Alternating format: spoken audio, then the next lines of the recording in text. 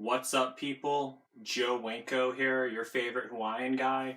Welcome to my next episode of Joe Winko Talk. So, before I get to what I'm going to be talking about, I just want to first say that I didn't really want to talk about anything relating to this story, really, because it's, first of all, it's extremely serious, but also it's that I really don't like discussing stuff about what happened in Parkland and what happened to the high school in Parkland. But I did want to discuss this specifically because this just kind of upset me and made me really angry and kind of shows how fucked up this world pretty much is, really. For those of you who don't know, I'm not going to say his name in the video. This crazy guy down in Florida, he got a gun, he walked into a high school, and he killed 17 people and murdered them. He was captured and put in jail for it, and apparently what's going on now is he got flooded with fan mail. There were women who saw his picture on the news and who were sending him letters and everything, and it was, when I heard this, I was like, what the heck? Like, they're his fans and his followers who are, like, proud of what he did. Well, I don't know if they're proud of what he did, but they admire him for it, and they say that they like him and everything. And it's really twisted and really fucked up, really, and it freaks me out, too. So, let me play this one news clip. I'm not going to show it, but you guys can just hear it play in the background. Let me start it up right now. Okay, there's a bizarre new development to the Stoneman Douglas High School massacre. Crazed women are flooding Nicholas Cruz, the alleged shooter, with everything from fan mail to donations to sexual pictures. And sadly, there is historic precedent for this behavior with other mass killers like Charles Manson, Ted Bundy. Joining us now with more is Ron Martinelli, a forensic criminologist, along with Carol Lieberman, a forensic psychiatrist, who's the author of the book Bad Boys, Why We Love Them, How to Live With Them, and When to Leave Them. Yikes. I don't want to say we in that. It's good to see both of you. All right, Mr. Martinelli, let's start with you. What is going on here? I read this. I thought this has to be a joke. First of all, I hate the fact that we have to say alleged shooter with Nicholas Cruz, but we actually technically do have to say that. What gives with these women? What kind of issues do they have? It's mind-blowing. Well, if I was going to use a big word, I'd say they're enamored with people that practice hysterophilia, or people that do outrageous things to other people. These are clearly women that are off balance. As a matter of fact, they probably share some of the behavioral characteristics of people like Nicholas Cruz. And they tend to become infatuated with people that do horrible things. Rapists, serial killers, bank robbers. And because these people are in prison, it gives the women who are infatuated some distance from these people, because there is an emotional and a physical distance between between themselves and the people that they're enamored with. That's stupid. I guess if I was going to use a big college word, I'd say these women were train wrecks. Dr. Lee, that's an understatement to describe those stupid bitches. This bizarre phenomenon, and you've studied this case in particular. The list of the bags of fan mail he's getting, donations, sexually kind of explicit photos. What is this all about? Well, Nicholas Cruz I talk about 12 different types of bad boys, and he is the baddest of the bad. He's what I call a lethal lover. And so the women who are attracted to him have had the most dysfunctional relationships of all with their fathers that have made them feel unlovable.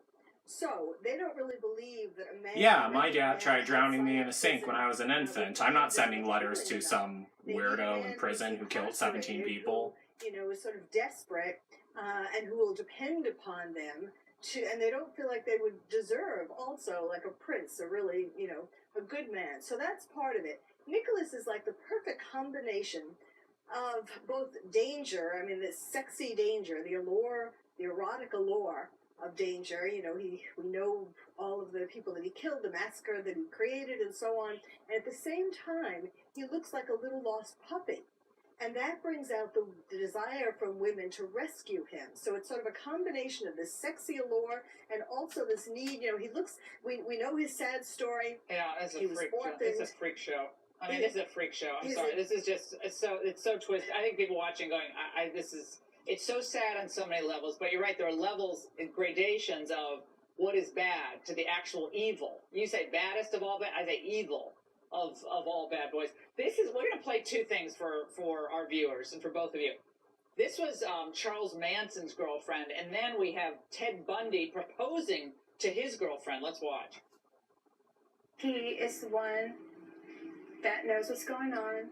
He's the one that is in the truth whenever nobody else is. Charlie always tells the truth, no matter what. Okay, so serial killer can find a girlfriend, but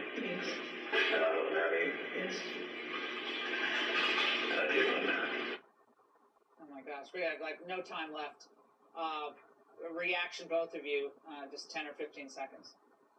Well, it's very classic. It's sort of the Bonnie falling in love with Clyde Barrow. I agree with the doctor very much. These people are socially isolated. They don't have any support systems from their family. These ladies need help. Dr. Liebman, we'll have you on radio. We are unfortunately out of time, but fantastic analysis from you. okay, so that was that, really. And, you know, when I first heard of that made me pretty angry that all these people are feeling bad for him and sending him money, sending him love letters and shit like that, even though he murdered 17 people. And here I am. Now, before I get to this, I just want to let you all know, I'm not mad because I don't have a girlfriend. I don't want a girlfriend because, first of all, I don't even like females at all. I'm only attracted to men, but you guys should already know that by now if you've been watching me long enough. But they're listening to everything he's saying. They feel bad for his sad life story and everything. They're sending him love letters. They're sending him erotic pictures of themselves and saying that they love him and that they're infatuated by him. And I think that's really sick, and I think that's really fucked up that, okay, I'm 22 years old.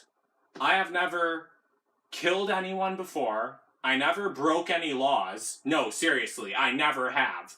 I never drank wine or alcohol or did any drugs at all. And I never harmed a single person in my whole entire life. Never have. But then this boy walks in, kills 17 people. He has a bunch of fans and followers who are sending him love notes and everything. And then there's me, who was going to become homeless last year and was going to be left for dead on a roadside in North Carolina.